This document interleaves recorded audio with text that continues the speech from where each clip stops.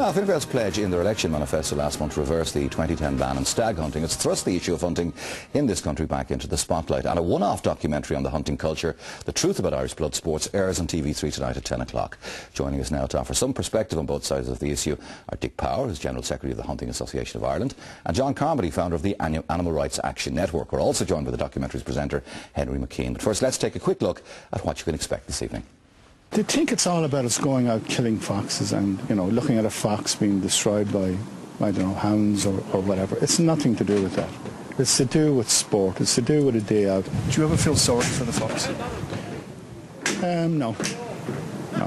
Why not? Fox never feels sorry for you. Fox is an animal. I don't think he really has a brain. 9 times out of 10, the fox gets away. So you think the fox thinks it's a game? I think he enjoys it. Really? I think he does. The bottom line here is that we're talking about blood sports, we're talking about fox hunting, we're talking about hare coursing.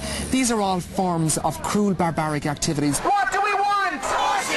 When do we want it? Now. What do we want? Now. When do we want it?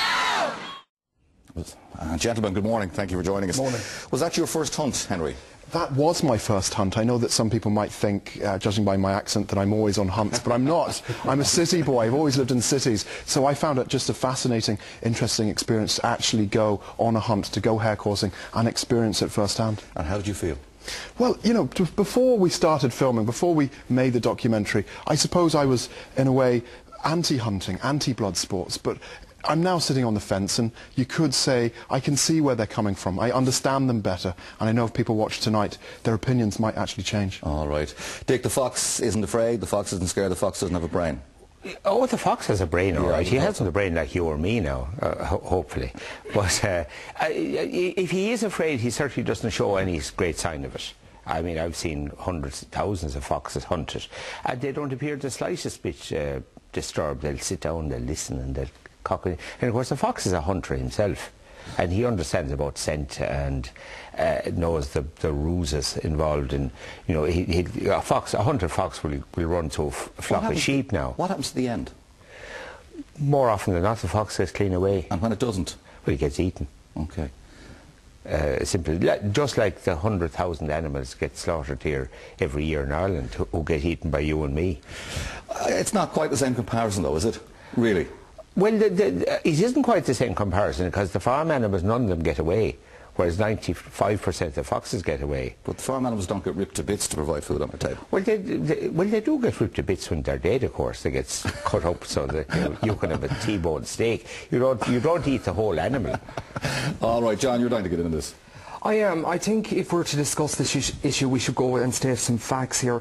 You know, just listen to Dick here. It seems to be that it's, you know, it's an absolute joy for the fox to be hunted. But the reality is that every single time we've went behind the scenes, we've documented horrific and barbaric acts of cruelty to animals.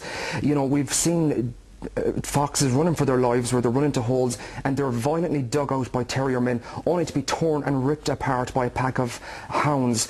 And I suppose anyone that questions what any of us have to say, all they need to do is log on to bannedbloodsports.com. They can see undercover investigations and behind the scene footage of stuff that the hunting fraternity just does not want anyone to see. But the reality is that this hunting activity has been banned in the UK, it's banned in Northern Ireland. One has to question, what the hell is Ireland waiting for?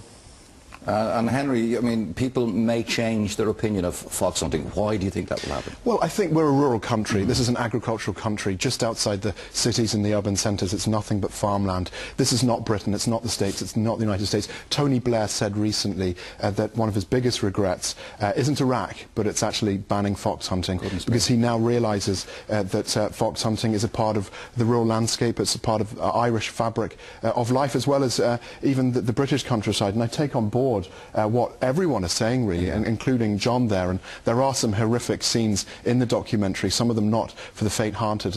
And yes, the animals, it is cruel, and yes, it's harsh, but you could say the fox is the Lion King of the countryside, and sometimes the farmers see him or her as a pest. John? Again, you know, when it's the vast majority of people that oppose blood sports are mostly people in rural Ireland, and most of our membership, 90% of our membership, come from the country, and these are people that have had enough. They want blood sports gotten rid of once and for all. It has absolutely, you know, it plays no part in civilization, and cruelty, tradition has also been used to justify cruelty for many hundreds of years. If that's the case, we might as well bring back dog fighting, badger baiting, and other acts of violent issues, you know. And where does it stop then? Does it stop at fishing? Well, you know, we're here to discuss the issue of fox hunting, hare coursing, and other acts of cruel. We are, but blood would you go sports. to that extreme that say fishing is cruel as well, and this has to stop? Look, wherever animals are used, corners will always be cut, and I think that, you know, there's cruelty wherever anytime we get in behind the scenes and we document different acts of cruelty, there's always exploitation and suffering involved. And one has to say, in the 21st century, do we have to continue on treating and using and exploiting animals like this? And I don't think we do. And do we, Dick? Well, we don't. But then, and why do we? Well, then we don't exploit. We don't exploit animals like that. I mean, animals are treated humanely. I'm a farmer at home, and I have a couple of hundred animals depending on me. But of course, likewise, I'm depending on them. I mean, I left the fields last evening and I have to go back home again. It's in the middle of the calving season, the lambing season, and I mean, animals are my life. I mean, I may hunt a couple of 20 times a year, but the other 345 days a year I'm working looking after livestock. I mean, John now probably would find that as abhorrent. I mean, he protests against shearing sheep in Australia and mounts a big protest outside Benetton. I mean, I don't know what that's got to do with anything, but I'm not expecting to get John on my side. Henry, what did you feel, or how did you feel on watching an animal being torn to bits? Well, it's always difficult to watch. It is very, very hard. And I'm a big animal lover. I love dogs. I love cats. I even talked to strange animals in the street. I can't believe I just said that on national live television. But I do love animals. I absolutely love them. But I think in Ireland there isn't a political will at the moment. I know the Green Party, for instance, tried.